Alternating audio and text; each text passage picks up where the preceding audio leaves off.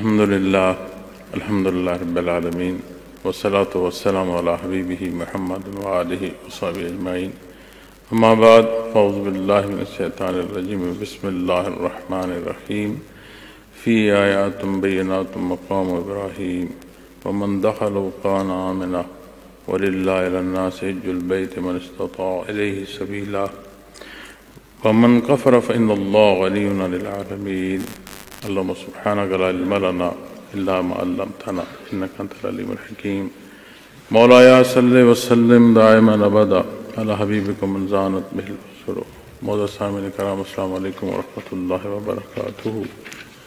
شاد باری تعالیٰ ہے، اس میں واضح نشانیاں ہیں جیسے ابراہیم علیہ السلام کے کھڑے ہونے کی جگہ، اور جو اس مبارک گھر میں داخل ہوا امن پا گیا، اور اللہ کا لوگوں پر حق ہے کہ جو اس گھر تک جانے کی استطاعت رکھے اس گھر کا حج کرے، اور جو کفر کرے تو یقیناً اللہ جہانوں سے بے نیاز ہے۔ متصل پہلی آیہ کریمہ میں بیت اللہ شریف کے حوالے سے اللہ کریم نے ارشاد فرمایا ان اول بیت وضع للناس للذی ببکۃ مبارک وہدی للعالمین۔ میں نے پچھلے بیان میں عرض کیا تھا کہ یہود نے یہ اعتراض اٹھایا تھا کہ پہلا جو حصہ عبادت کے لیے دنیا میں قائم ہوا وہ بیت المقدس ہے۔ اللہ کریم نے جو ارشاد فرمایا کہ مکۃ المکرمہ میں جو بیت اللہ شریف ہے وہ پہلا گھر ہے جو اللہ کریم کی عبادت کے لیے تعمیر فرمایا، اور حضرت آدم علیہ السلام نے تعمیر فرمایا۔ اللہ جل شانہ کی ذات غفور الرحیم ہے، مخلوق کو اس نے عبادت کے لیے پیدا فرمایا۔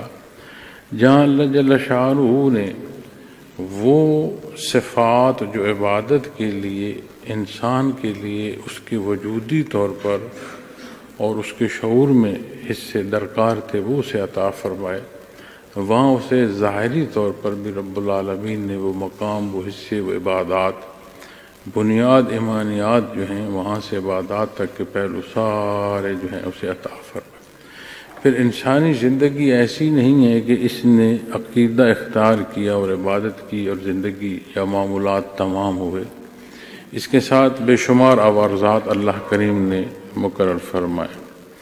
اسے وہ شعور بخشا کہ یہ تجزیہ کر سکتا ہے، یہ سوچ سکتا ہے، اپنی استطاعت کو بروئے کار لاتے ہوئے کسی بھی شے یا کسی بھی حصے سے متعلق، عمل سے متعلق تجزیہ کر سکتا ہے، پھر اپنے تجزیے پر فیصلہ کر سکتا ہے کہ میں کس راہ کا مسافر ہوں۔ یقیناً یہ جو فرصت ہے اس کی حدود و قیود ہیں، ایسا نہیں ہے کہ ہر کسی کو اپنی پیدائش پر یا اپنی موت پر یا صحت و بیماری، شکل و صورت، کتنے پہلو ہیں، یا وقت، یہ اختیار نہیں ہے کہ کارگاہ حیات میں اس کا اختیار ہے۔ وہ اپنے لیے کیا پسند کرتا ہے اور کس راہ کا مسافر ہونا، یہ فیصلہ وہ کر سکتا ہے، اور اس میں اللہ کریم نے ہر ایک کو اجازت۔ اسی لیے یہ جو زندگی ہے یا عقیدہ اختیار کرنا یہ بنیادی حق ہے، اور یہ منع فرمایا گیا ہے کہ یہ وہ بنیادی حقوق ہیں جن پر کسی پر زبردستی نہ کی جائے۔ اللہ کریم کی ذات لامحدود ہے، مخلوق محدود ہے، محدود لامحدود کو نہیں سمجھتا۔ جتنی اس کی ضرورت ہے اس عالم خلق اللہ کریم نے جہاں مخلوق کی ضروریات پوری فرمائی، چونکہ اس کی ذات رب العالمین ہے، ہر ایک کی ہر لحظے ہر ضرورت پوری فرمانا یہ شان ربوبیت ہے۔ جہاں ظاہری وجودی ضروریات کی تکمیل ہے وہاں اس کا وہ مقصد حیات جو عبادات کے پہلو سے اسے بھی اللہ کریم نے اس سے عطا فرمایا۔ جہاں اس کی ذات تک کی رسائی مخلوق میں یہ استطاعت ہی نہیں ہے، یہ جرأت ہی نہیں ہے، یہ اس کی حدود ہی نہیں ہے کہ اس کی ذات کی وہ حصے جو اس نے بیان فرمائے ہیں قرآن کریم میں، جو نبی کریم صلی اللہ علیہ وسلم نے ارشاد فرمایا کہ اس سے بڑھ کر اس کی ذات پر کوئی کسی پہلو سے جان پائے، لیکن اس غفور الرحیم نے اس محتاج کو اس کی احتیاج ہر پہلو سے پوری فرمائی، اور جہاں اس کی ذات اور اس کے حضور سر بسجود ہے اسے اللہ جل شانہ نے بیت اللہ شریف عطا فرمایا۔ اب یہ تجلیات ذاتی کا محبت ہے کہ اس کا سجدہ عین ایسی ہے جیسے اللہ کریم کا سجدہ ہے۔ اللہ کریم کی ذات مقید نہیں ہے۔ اسی طرح ہم ہاتھ اٹھاتے ہیں آسمانوں کی طرف، عرش کی طرف، قرآن کریم میں بھی ہے کہ تمام نظم کے بعد متمکن ہوئے عرش پر اللہ کریم، لیکن اس سے بھی مراد یہ نہیں ہے کہ کسی ایک جگہ کو مخصوص کر دیا جائے کہ اللہ جل شانہ کی ذات ہے وہ محدود ہے نہیں، کسی ایک حصے کسی ایک مقام میں مخصوص نہیں کر سکتا۔ ہر جگہ ہر لحظے اس کی ذات موجود ہے، اس کی ذات علیم ہے اور قادر مطلق ہے، کلی اختیار اس کا ہے، جیسے جو جب چاہے وہ کر سکتا ہے۔ مخلوق پابند ہے، محتاج، اور وہ بے نیاز۔ اللہ جل شانہ نے جیسے عرش کی طرف، اب عرش کی طرف جب دعا کی جاتی ہے تو اس سے بھی مراد یہ ہے جیسے عطا اس نے فرمانا، لیکن مخصوص اس کی ذات کو نہیں کیا جا سکتا۔ اسی طرح بیت اللہ شریف کے مقام کو اس نے مقرر فرمایا، اور اس کی طرف کا رخ ایسی ہے جیسے اس کی طرف رخ ہو، اور یہاں کی تعمیر کو، چاہے یہ پتھر ہو، چاہے یہ گارا ہو، چاہے اس میں کوئی لکڑ کا استعمال ہے، کوئی شے، اس کو اس جگہ سے اٹھا کر عین انہی حصوں کو، انہی پتھروں کو، اسی گارے کو اٹھا کر کسی دوسری جگہ رکھ دو، اسے بیت اللہ کا مقام نہیں۔ عین یہ جو مقام ہے اسے یہ شرف بخشا ہے اللہ کریم نے بیت اللہ کا، اور یہ وہ پہلا گھر ہے جو لوگوں کے لیے اللہ کریم نے مقرر فرمایا، اور بڑی بنیادی بات ہے معزز سامعین کرام۔ انسانی زندگی میں عقیدہ بڑی بنیادی حیثیت رکھتا ہے۔ آج کی جدت میں آپ جہاں تک دنیا میں چلے جائیں، لوگوں کے پاس وسائل ہوں گے، لوگوں کے پاس ذرائع اور اعلیٰ ذرائع ہوتے چلے جائیں گے، لیکن جہاں بنیاد عقیدے کی نہیں ہے نا جی، فیتھ جسے کہتے ہیں وہ نہیں ہے، وہاں وہ ڈگمگاتا ہے۔ ہر شے کے ہونے پر بھی اسے زندگی بے معنی لگتی ہے، اسی لیے اس کو سکون میسر نہیں آتا۔ اس لیے سکون میسر نہیں آتا کہ جیسے وجود کی ضرورت خوراک ہے، اسی طرح روح کی ضرورت جو ایمان اور عبادت ہے، جب اس کا وہ بنیادی تعلق منقطع ہو جاتا ہے تو یہاں ہمارے پاس اب روشنی ہے، اس روشنی کا تعلق آپ منقطع کر دیں تو بھلے اس کا بلب بھی سلامت رہے، بھلے اس کی تار بھی سلامت رہے، لیکن یہ روشنی نہیں دے گی۔ لیکن اگر ان تمام حصوں کے ہوتے ہوئے اسے آپ بجلی سے منسلک کرتے ہیں تو یہ روشن ہو جائے گی، اس کے اندر ایسی چمک پیدا ہوتی ہے یہ گرد و پیش کو بھی روشن کر دیتی ہے۔ اسی طرح جب بنیاد ایمان نہ ہو، عبادات نہ ہو، تو پھر وہ جو روح کی کمزوری ہے اس کا اثر یہ پیدا ہوتا ہے کہ جہان سارا بھی اس کے پاس ہو لیکن ایسے ہی ہے جیسے اس کے پاس کچھ نہیں۔ پھر اللہ کریم کا یہ احسان کہ اس نے بیت اللہ شریف کو مقرر فرمایا اور اس سے مخلوق کو اتنا کچھ عطا فرمایا، مبارک و مہدل للعالمین، برکت والا اور پاش ہدایت ہے جہانوں کے لیے۔ تو برکت والا اور ہدایت ہے جہانوں کے لیے۔ تو برکت میں وہ حصے جو قرب الہی اور رحمت باری تعالی تک پہنچاتی ہیں اور نصیب ہونا سبب بنتے ہیں۔ ہدایت ہر وہ پہلو جو عند اللہ پسندیدہ ہے، وہ بات عقیدے کی ہو اور بات عمل کی ہو، عمل میں عبادات کا پہلو ہو یا امور دنیا ہو، ہر پہلو وہ جو اللہ کریم کو پسند ہے، عند اللہ پسندیدہ ہے، جو اس نے اپنی مخلوق کے لیے مقرر فرمایا۔ اب برکات میں اجر اور ثواب کی بات آتی ہے۔ معزز سامعین کرام، اجر اور ثواب کسی عمل کا نتیجہ ہے، اسی لیے قرآن کریم نے کافر کے کفر پر بھی ارشاد فرمایا، حل سبب الکفر، اس کے کفر کا جو نتیجہ۔ اب عمل صالح ہوگا تو اس کا جو نتیجہ ہے یا اجر اور ثواب ہے وہ اس بنیادی حصے کی شرف قبولیت ہے، اور مزید توفیق نصیب ہوتی ہے کہ بندہ اور سہل عمل کرتا ہے، ایسا عمل کرتا ہے جو اللہ کا پسندیدہ حصہ ہے۔ اب یہ ایک الگ حصہ اور الگ نقطہ ہے اللہ کریم نے مخلوق کے لیے جو کچھ پسند فرمایا وہ پھر مخلوق کو فائدہ دیتا ہے، اس لیے کہ وہ بے نیاز ہے، اسے کوئی ضرورت نہیں، کوئی احتیاج نہیں۔ مخلوق محتاج ہے، لمحہ لمحہ اور لحظہ لحظہ محتاج ہے، اور ہر پہلو سے محتاج۔ اس لیے جو اس نے بنیاد عطا فرمائی عقیدہ ہے، جو اس کا فیت ہے، وہ بھی اس مخلوق کی ضرورت ہے۔ پھر جو اس سے اس نے معنیات کے جتنے ہیں، جتنے پہلو، سارے اسی کی ضرورت ہے کہ اسی کی زندگی کا دار و مدار ان بنیادوں پر ہے۔ عبادات عمل میں دو حصے عبادت کا بھی ہے، اور بنیادی جو ضروریات زندگی ہیں وہ بھی تو ایک عمل ہے۔ ہر دو پہلو میں اللہ کریم نے عطا فرما۔ اب ایمان کے بعد عبادات جو نصیب ہوتی ہیں وہ اس قابل کرتی ہیں کہ بندہ بندگی اسے نصیب ہو سکے، بندگی میں ترقی اسے نصیب ہو، اللہ جل شانہ کی رضا اسے نصیب ہو، اللہ جل شانہ کا قرب اسے نصیب ہو۔ یہ عبادات وہ پہلو اور وہ راستہ ہے۔ عملی زندگی میں اس نے عمل کرنا ہے، کوئی نہ کوئی عمل اس نے ضرور کرنا ہے، اس لیے کہ زندگی رکتی نہیں ہے، ایک مسلسل عمل ہے جب تک کی فرصت ہے۔ اب جب فرصت ختم ہو جاتی ہے تو عمل بھی ختم ہو جاتا ہے۔ اب اس میں صرف وہ اکیلا نہیں ہے، عالم خلق ہے، پورا ایک خلق کا نظام ہے، ایک مربوط نظام ہے جس میں وہ ایک اکائی کے طور پر اپنی زندگی بسر کر رہا ہے۔ اس اکائی کو اللہ نے کیا فضیلت بخشی، اسے کیا کچھ عطا فرما، یہ ساری بات اپنی جگہ پر، لیکن کل خلق میں ایک اکائی ہے، ایک زندگی ہے، زندگیوں میں ایک زندگی ہے جسے اللہ نے بہت بڑی اہمیت عطا فرمائی۔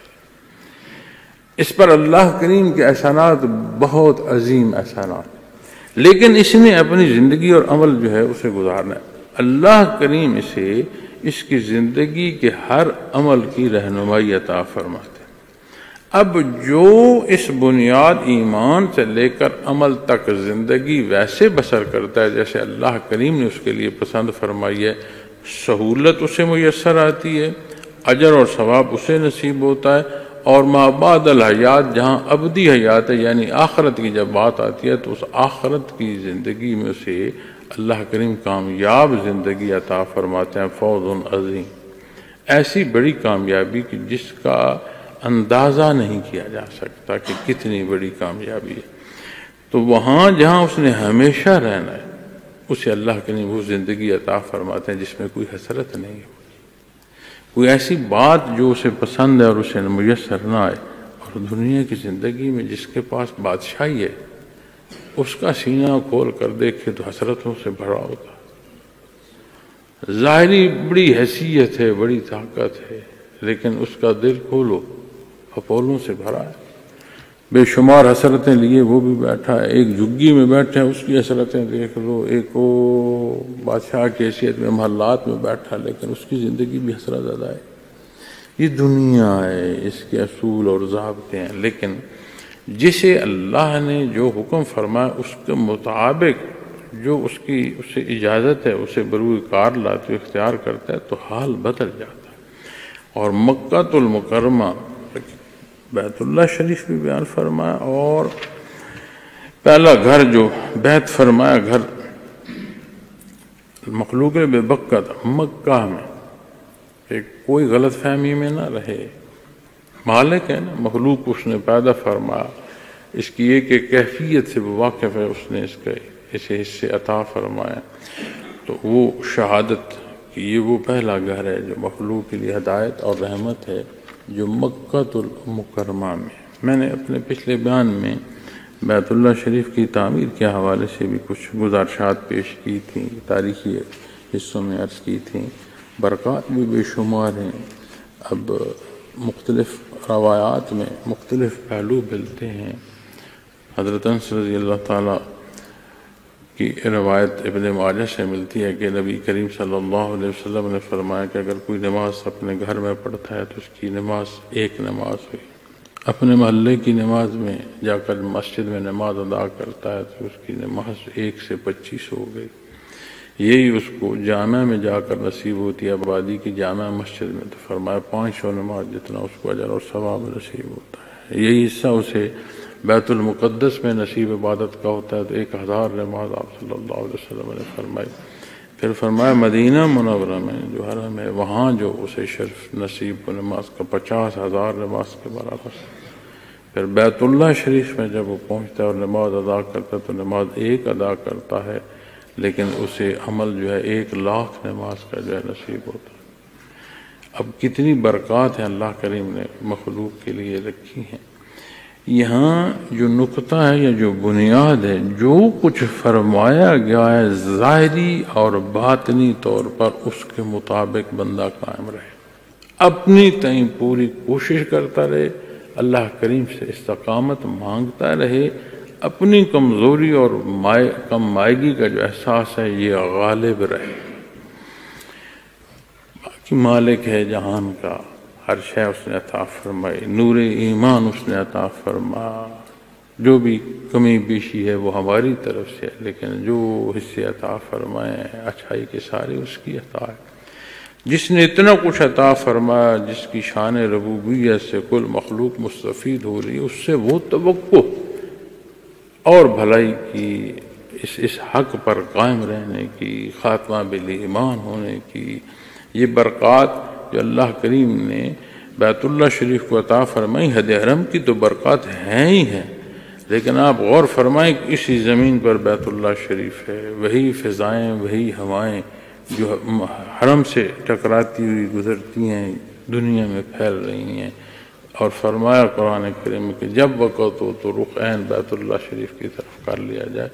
تو جو دنیا کے جس خطے میں ہے وہاں جب وہ رخ بیت اللہ شریف کی طرف کرتا ہے اسے برکات نصیب ہوتی ہیں، صاحب ایمان کو ویسے اس کی برکات نصیب ہوتی ہیں۔ تو ہدایت ہے جہانوں کے لیے، یعنی اس محتاج کی احتیاج پوری فرما دیتا ہے، اسے وہاں منسلک ہونے کی ضرورت ہے۔ اب ساری برکات ہیں معزز خواتین و حضرات، لیکن ایک جو احتیاط ہے، جب انحطاط پیدا ہوتی ہے، اور انحطاط اس لیے پیدا ہوتی ہے کہ بندہ اصول سے ہٹ جاتا ہے، جب اصول سے ہٹتا ہے تو انحطاط پیدا ہوتی ہے۔ اسی طرح جب بحیثیت مسلمان ہم بعمل نہیں رہے، ہم عبادات میں بھی معاملات میں بھی کمزوری کرتے ہیں، اپنی خوراک کو نہیں دیکھتے کہ یہ پاک ہے یا نہیں۔ آج تو ہمیں یہ خدشہ بہت لاحق ہو چکا ہے کہ حرام اور حلال تک ہم پہنچ چکے ہیں کہ یہ خیال نہیں رہا کہ یہ حلال ہے یا حرام۔ شے ہونی چاہیے، علت و حرمت پر بات ختم ہوگی، حالانکہ اس کی نزاکت جو ہے حلالن طیبہ، قرآن کریم اس کی پاکی تک کو ارشاد فرماتا ہے۔ اب ایسے حصوں میں تو رواجات پیدا ہونا شروع ہو جاتے ہیں۔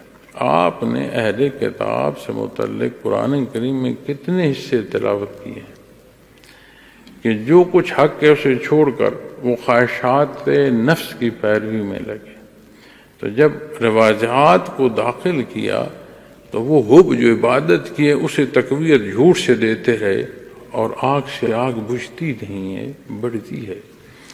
تو یہاں جو نقطہ یا جو حصہ انتہائی ضروری اور لازم ہے کہ بیت اللہ شریف میں، حرمین شریفین میں اللہ کے گھر کی برکت قرآن فرما رہا ہے، حق ہے، نبی کریم صلی اللہ علیہ وسلم نے ارشاد فرمائی۔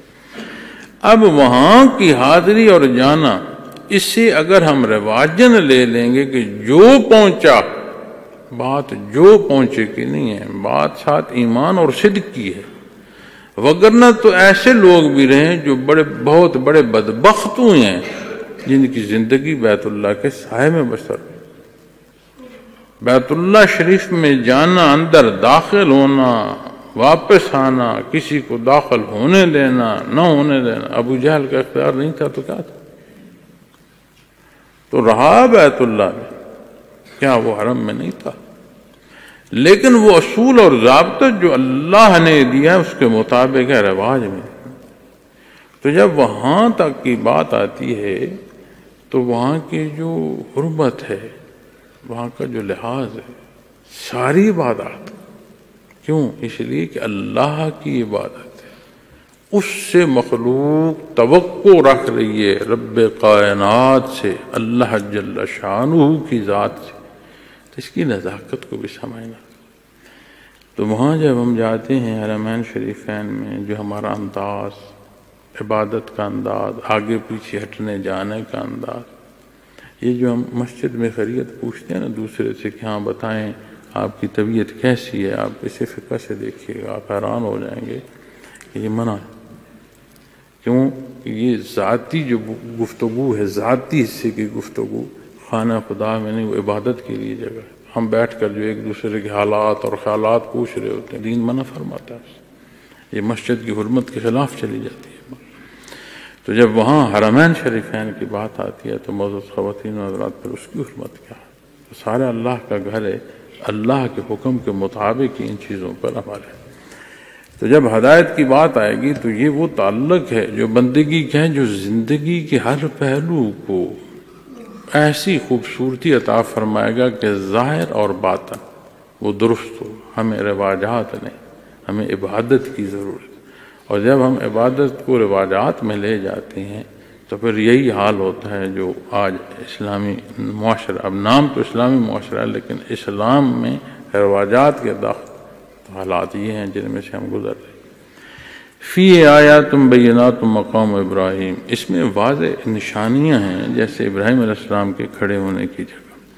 میں نے پچھلے بیان میں بھی یہ ساری تفصیل عرض کی تھی کہ یہ جگہ اور یہ پتھر کیسا ہے کہ جہاں سے اللہ کریم نے تعمیر نو کا سبب اسے فرمایا۔ حضرت ابراہیم علیہ السلام اس پتھر پر کھڑے ہو کر تعمیر فرماتے رہے، چونکہ عمارت بڑی ہے اور وہاں تک کی رسائی، تو وہ پتھر ایسا تھا کہ کچھ چیز ضرورت ہوتی تو وہ نیچے آ جاتا اور حضرت اسماعیل علیہ السلام اس چیز پکڑا دیتے۔ حضرت ابراہیم علیہ السلام اس پتھر کو، اس غارے کا استعمال جہاں تھا وہاں کرتے۔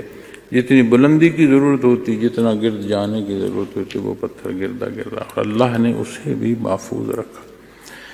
آج بھی ہم اسے دیکھتے ہیں کہ عین بیت اللہ شریف کے سامنے مقام ابراہیم ہے، اور جو لوگ وہاں زیارت کے لیے جاتے ہیں، حج اور عمرہ کے لیے جاتے ہیں، انہیں یہ زیارت نصیب ہوتی ہے۔ تو یہ وہ حصہ ہے کہ اللہ کریم نے نشانیوں میں جسے بیان فرمایا ہے، اور اپنے حضرت ابراہیم علیہ السلام کا تذکرہ قرآن کریم میں کتنے پہلوؤں سے ملتا ہے، اور یہ بھی شرف اللہ کریم نے انہیں عطا فرمایا۔ وَمَن دَخَلَهُ كَانَ آمِنًا، اور جو اس مبارک گھر میں داخل ہوا امن پا گیا۔ اور نشانیوں میں جب آپ بات کرتے ہیں تو شعائر میں صفا و مروہ کو بھی قرآن کریم نے دوسری جگہ پر بیان فرمایا۔ حد حرم امن دی گئی جگہ ہے، تو یہاں جھگڑا منع ہے۔ تو جب ہم وہاں جا کر عبادات میں دست و گریبان ہو رہے ہوتے ہیں تو کبھی اس کو بھی ہمیں غور کرنے کی ضرورت ہوگی کہ اللہ کریم نے اس کی حرمت کیسی بیان فرمائی۔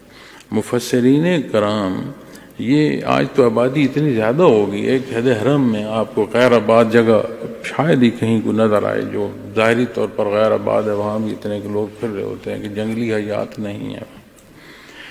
تو حد حرم میں وہ فرماتے ہیں کہ کوئی درندہ کسی جانور کے پیچھے لگا ہو اور وہ بھاگ رہا ہو اور وہ حد حرم میں دخل ہو جائے تو درندہ رک جاتا تھا، اس لیے کہ حد حرم کو اللہ نے ایسی امان عطا فرمائی۔ تو وہاں پر جو کوئی غلطی اور کوتاہی کرتا ہے اس کے لیے جو اطلاق ہے کہ اس کو گرفتار کرنا یا پکڑنا، اس پر بھی علماء کرام بڑی نزاکت بیان کرتے ہیں۔ اب چہ جائے کہ ہم حد حرم میں جب عبادت کر رہے ہوں تو وہاں ہماری غلطیاں جو ہیں اور ہمارے جو تجاوزات ہیں اور باریکیاں ہیں ان کا ہم لحاظ نہ رکھیں تو کتنا نازک موضوع ہو جائے گا۔ اس جگہ کو اللہ کریم نے امن عطا فرمایا ہے، اور مخصوص وقت میں اجازت ہے، مخصوص حالات میں اجازت ہے، وگرنہ یہاں کوئی بھی دسترس نہیں کی جا سکتی۔ فرمایا وَلِلَّهِ عَلَى النَّاسِ حِجُّ الْبَيْتِ مَنِ اسْتَطَاعَ إِلَيْهِ سَبِيلًا، اور فرمایا اللہ کا لوگوں پر حق ہے کہ جو اس گھر تک جانے کی استطاعت رکھے اس گھر کا حج کرے۔ حج بنیادی ارکان میں سے ہے، لیکن جیسے روزہ ہے استطاعت، اسی طرح حج کی فرضیت بھی استطاعت کے ساتھ ہے۔ اب اللہ کا حق ہے، غفور الرحیم ہے، یہ ذمہ داری ہے مخلوق کی، یہ بنیادی حصہ ہے، اس کے ذمے ہے کہ مالک کے حضور سر بسجود ہو، اس کی عبادت کرے۔ اچھا، یہ مزاج انسانی ہے، آپ غور فرمائیں کہ جو کہتا ہے نا میں کسی کو نہیں مانتا، ایسے بھی ملحد لوگ ہیں، ایسے بھی منکر لوگ ہیں کہ جو کلی انکار میں ہیں، کسی کو نہیں مانتے، وہ بھی کہیں نہ کہیں مان رہے ہوتے ہیں۔ وہ لوگ، وہ قبائل، تاریخ آج کی حیات آپ کو شہادت دے گی کہ جو ناحق ہیں، کوئی درختوں کو پوج رہا ہے، کوئی سمندروں کو پوج رہا ہے، کوئی جانوروں کو پوج رہا ہے، کوئی چاند ستاروں کو پوج رہا ہے، کیا ہے بھائی یہ جو بتوں کو پوج رہے ہیں، کیا ہے؟ وہ بنیادی حصہ جو اس کے اندر عبادت کے لیے اللہ نے رکھا ہے، اس کے اندر جز موجود ہے، اور وہ اس کی بنیادی تخلیقی حصہ ہے۔ ہر پیدا ہونے والا جو بچہ ہے، اس کا جو قلب ہے، وہ اس حصے پر پیدا ہوتا ہے جو اللہ نے اسے عطا فرمایا۔ اب وہ کس راہ کا انتخاب کرتا ہے یہ الگ موضوع ہے، پھر جس راہ کا انتخاب کرتا ہے اس طرح کا اس کا سفر ہوتا ہے، پھر جیسا سفر ہے، جس راستے کو لیا منزل بھی تو ویسی ہوگی نا۔ اس منزل پر جب پہنچتا ہے، جس منزل کا چناؤ کیا، جس راہ کا انتخاب کیا، پھر اس طرح کے نتائج کو وہ پہنچتا ہے۔ تو اللہ کا حق ہے۔ ایک حدیث شریف میں یہاں تک بیان فرمایا گیا ہے کہ بندے کا 7 دن میں نہا لینا، یہ اللہ کا حق ہے اپنے بندے پر۔ اب جس نے نہانا ہے، صفائی تو اس کی ہے۔ بیت اللہ شریف میں جسے حج کا شرف نصیب ہوا، نبی کریم صلی اللہ علیہ وسلم فرماتے ہیں کہ شرف قبولیت اسے ایسا کر دیتی ہے جیسے آج دنیا میں پیدا ہوا ہے۔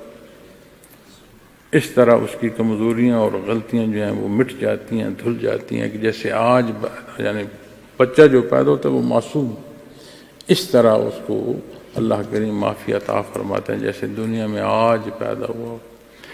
اب وجود کی صفائی پر فرمایا جا رہا ہے اللہ کا حق ہے کہ بندہ کم از کم میں ایک دفعہ تو نہانا کس نے ہے، جسے فرمایا جا رہا ہے صفائی اس کی ہونی ہے، اس نے اس قابل ہونا ہے کہ وہ صاف ہو۔ اور اللہ کا حق ارشاد فرمایا جا رہا ہے وہ غفور الرحیم عطا فرماتا ہے۔ ہم اللہ کی طرف جب دیکھتے ہیں، سمجھنا چاہتے ہیں، ہم ایسے سمجھتے ہیں جیسے مخلوق ہے، جیسے میں نے یہ عمل کیا تو وہ ناراض ہوگا، میں نے یہ دے دیا تو وہ راضی ہوگا۔ ہم اللہ کی ناراضگی اور راضی حصے کو اس کا اسی طرح سمجھتے ہیں جیسے مخلوق سے رشتہ۔ ایسا نہیں۔ اللہ جل شانہ کی ذات کی طرف دیکھنا ہے تو وہ دیکھو جو نبی کریم صلی اللہ علیہ وسلم نے فرمایا، جو قرآن حدود و قیود متعین فرما رہا ہے انہیں دیکھیں۔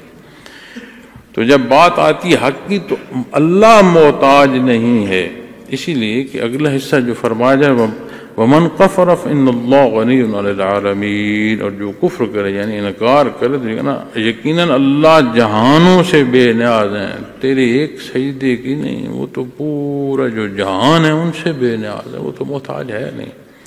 تو جب حق کی بات آئی تو سمجھ آتی ہے کہ اللہ کریم غفور الرحیم ہے۔ جیسے نماز برائی اور بے حیائی سے روکتی ہے، جیسے نماز حق اور باطل کی تفریق کر کے بندے کو حق پر کھڑا کرتی ہے، اسی طرح حج کی شرف قبولیت بھی بندے کی بندگی میں اضافہ کرتی ہے، اسے وہ آشنائی جو مالک سے اس کی ضرورت ہے اس میں ترقی دیتی ہے، اس کی کمزوریاں، اس کی غلطیاں، اس کے گناہ، ان کے دھل جانے کا سبب ہے یہ حاضری۔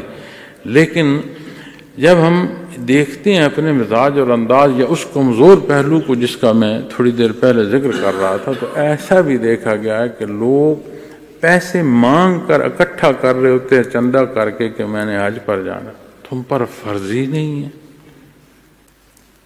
اور یہ کیا درست ہوگا کہ تم پر جو فرض نہیں ہے عبادت اس کے لیے تم چندہ جمع کر رہے ہو، تم صاحب استطاعت ہی نہیں ہو۔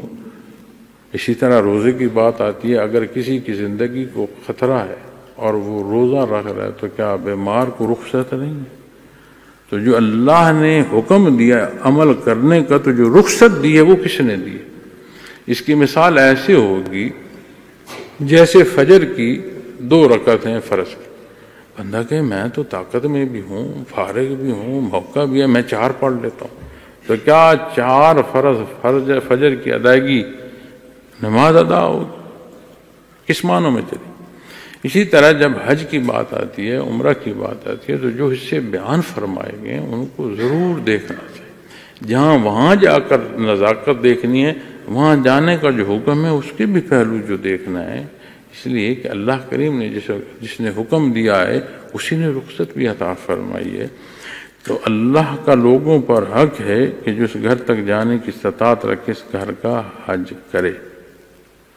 پھر ایک ایک چیز واضح بیان فرما دی گئی ہے۔ نبی کریم صلی اللہ علیہ وسلم نے بنفس نفیس ایک ایک عمل اختیار فرمایا، تربیت فرمائی، اور ایک ایک حصے کی تصحیح جہاں ضرورت پیش آئی آپ کے حضور بات رہنمائی کے لیے عرض کی گئی، آپ نے تصحیح فرمائی، اجماع ہم تک پہنچانے کا سبب۔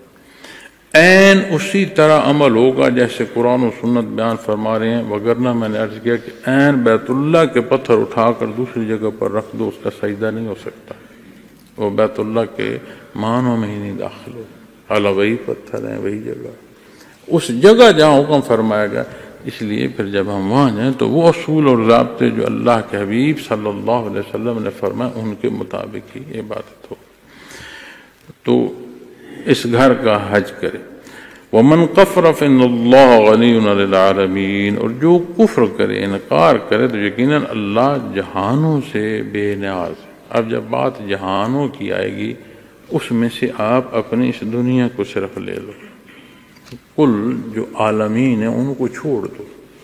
کتنے عالم ہیں اس پر بھی گفتگو ہوتی ہے، کہیں بعض دفعہ علماء کرام فرماتے ہیں کہ 18,000 عالم ہیں، اور ان عالم کو اس طرح تقسیم کرتے ہیں کہ جیسے یہ عالم ہے اسی طرح فرشتوں کا ہے، اسی طرح تقسیم کرتے ہیں، 18,000 کہتے ہیں، لیکن مقصد اس تعداد کی نہیں ہے، کتنے ہیں کون جانے۔ لیکن جب میں ان تمام عالمین میں سے اپنے عالم پر آ جاؤں تو کوئی اندازہ ہے کہ حضرت آدم علیہ السلام سے لے کر آج تک کتنی مخلوق پیدا ہوئی، کہاں دفن ہے، کہاں سے اس نے کھایا، کہاں رہی۔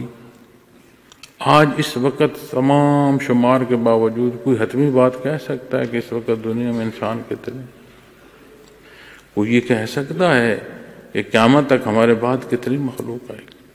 اسی زمین پر کتنی جدید زندگی ہے، اس جدت میں کوئی ایسا آلہ ایجاد ہو چکا ہے جو یہ بتائے کہ اسی زمین پر جس پر میں اور آپ رہ رہے ہیں کتنی مخلوق رہتی ہے۔ جس زمین پر رہتے ہیں اس میں اس کے سینے میں زیر زمین کتنی مخلوق رہتی ہے۔ تو جس جہان میں ہم رہتے ہیں، عالم میں ہم رہتے ہیں، اس میں ان تمام حصوں کے ساتھ پھر اپنی ذات کو شمار کرو کہ میرا نمبر کیا ہے۔ آپ اشاریہ لگا دیں، ساری زندگی زیرو لگاتے رہو، زیرو لگتے زندگی تمام ہو جائے گی، اپنے حصے کا ایک نہیں لکھ سکو گے کہ میرا کون سا نمبر۔ ایسا غفور رحیم عالمین کا مالا وہ بے نیاز ہے۔ یہ سارا حکم جو ہے اس نے تمہیں تمہارے لیے عطا فرمایا، اس میں تمہاری بہتری ہے۔ ایسا غفور رحیم ہے، یہ شان ربوبیت ہے، اسے اپنی مخلوق بڑی پیاری ہے، اس نے اس کو ہر وہ حصہ عطا فرمایا ہے جس میں اس کی بہتری ہے۔ اب جہاں کوئی تجاوز کرتا ہے، اس لیے قرآن فرماتا ہے اللہ ظلم نہیں کرتے، یہ اپنے اوپر خود ظلم کرتے ہیں، اور قیامت کے حالات، روح قبض کرنے سے لے کر قیامت تک کے حالات، حساب کتاب کے حالات، اور عین دوزخ کی گفتگو، یہ بھی قرآن بیان فرماتا ہے۔ مخلوق مانے گی کہ ہم نے اپنے اوپر خود ظلم کیا، تب مانو گے، اس کا کیا اثر؟ آج مان، آج کا ماننا فائدہ دے گا کہ بندہ غلطی کو غلطی مانے۔ جب غلطی کو غلطی مانے گا تو پھر اسے چھوڑے گا اور تصحیح کی طرف آئے گا، اور پھر ہمارے ذمے ہے کہ دین اختیار کیا جائے اور مخلوق تک دین پہنچانے کا سبب کیا جائے۔ اس میں ذات کی بات نہیں، لیکن اگر کوئی مقرر، کوئی پیر صاحب، کوئی بزرگ، کوئی عالم، ہم اپنے فضائل میں لگ گئے، اپنی ذات میں لگ گئے، معاملہ اور ہوتا چلا جائے۔ ذات ہمیشہ یاد رکھیں ایک ہی، اور وہ اللہ کی ذات۔ کیسے کون سی حدود ہیں، یہ سارا در مصطفیٰ سے نصیب ہوتا ہے، اور کوئی راہ نہیں۔ اور اللہ کا شرف عطا اس نے ہمیں کیا، عطا فرمایا کہ ہمیں اللہ نے یہ شرف بخشا کہ ہم امتی ہیں آپ صلی اللہ علیہ وسلم۔ قرآن ہمیں مخاطب فرماتا یا ایھا الذین آمنوا، کتنے اعزاز کی بات، اور پھر یہ فرصت ہے جس میں میں اور آپ اپنی زندگی بسر کر اب جب انکار کی بات آئی تو اس مالک نے مخلوق کو پابند نہیں فرمایا. بڑے بڑے منکر رہے، خدائی کے دعوے دار رہے، جب تک کہ ان کی فرصت تھی وہ زندگی انہیں نصیب رہی. اللہ کی دی گئی سانس، اسی کی فضاؤں سے وہ اپنا حصہ لیتے رہے، اسی کی دھرتی پر وہ قدم اٹھاتے رہے، اور اسی کی خوراک جو اس نے ان کا حصہ لکھا وہ وصول کرتے رہے. صفت رحمانیت سے ہر کوئی معزز سامعین کرام مستفید ہوتا رہا، لیکن جب تک کی فرصت ہے. اور جس دن فرصت تمام ہوئی اس دن پھر یہ حصہ ختم ہو گیا کہ وہ پلٹ سکے، چونکہ اس نے اپنی فرصت کا فائدہ نہیں اٹھایا، اس نے اپنی فرصت سے جائز حصے جو ہیں انہیں اختیار نہیں فرمایا. تو جو انکار کرتا ہے کرے، لیکن اس انکار کا پھر جو نتیجہ ہوگا وہ پھر اسے بھگتنا ہوگا، اس لیے کہ اللہ جو جہانوں سے بے نیاز ہے اس کی محتاجی نہیں. پھر اپنی تمام عبادات کو آپ دیکھیے. بنیاد ایمان، میں نے پہلے ابتداً عرض کیا کہ میں نے دنیا بڑی حیثیتیں دیکھی، لوگوں کے پاس مال و دولت بھی دیکھا، وسائل بھی دیکھے، بے شمار سہولیات بھی دیکھی. جس کا عقیدہ کمزور ہے نا، یقین مانے جہان اس کے پاس ہے لیکن سکھ اس نے نہیں پایا. کیوں؟ کہ اپنی روش پر نہیں ہے. جو فطرت ہے انسانی، اس فطرت پر وہ نہیں ہے. اب جس کی بنیاد ہے، جسے یہ فیتھ نصیب ہو، جسے عقیدہ نصیب ہو، اس کی زندگی کو معنی نصیب ہو جاتا ہے. کیوں؟ ہر کام کے لیے اس کے پاس بات ہے کیوں کر رہا ہوں، اس لیے کر رہا ہوں، اس کے کرنے سے کیوں ہوگا، اس کے کرنے سے یہ ہوگا. اور صرف یہاں کی بات نہیں، ابدل آباد زندگی کو معنی ایمان سے نصیب ہوتا ہے، یہ یاد رکھیے، ورنہ زندگی بے معنی ہو جاتی. اسی لوگ بے شمار دولت ہونے کے باوجود خودکشیاں کر رہے ہیں. اب ہم اپنی زندگی کی جو کمزوریاں اور تکالیف دیکھتے ہیں، ہمیں دیکھنے کی یہ ضرورت ہے کہ وہ جو ایمانی حصہ ہے وہ اس پر ہم کہاں ہیں. بنیاد جو عقیدہ ہے اس میں خلل نہ ہے. پھر جو عبادات ہیں، سودے تو نہیں کر رہے. ہم نماز پڑھ رہے ہوتے ہیں، پریشانیاں سوچ رہے ہوتے ہیں کہ نماز بھی پڑھوں گا تو وہ پریشانی دور ہو جائے گی، روزہ رکھوں گا تو یہ ضرورت پوری ہو جائے گی. جو حکم عبادت کا اس کے مطابق رکھو، جو منکر ہیں اس نے تو انہیں بھی عطا فرمایا. اپنے ٹوٹے پھوٹے ہم جو رکوع سجود کر رہے ہیں انہیں پھر ہم سودوں میں لے جائیں تو کتنی کمزور بات ہوگی. اللہ کریم غفور رحیم ہے، ہماری غلطیاں ہماری گناہ معاف فرمائیں، توفیق عمل عطا فرمائیں اور حفاظت الہی عطا فرمائیں. بڑے کمزور لوگ ہیں. اللہ جل شانہ میرا آپ کا ہم سب کا حامی و ناصر ہو. وآخر دعوانا الحمدللہ رب العالمین.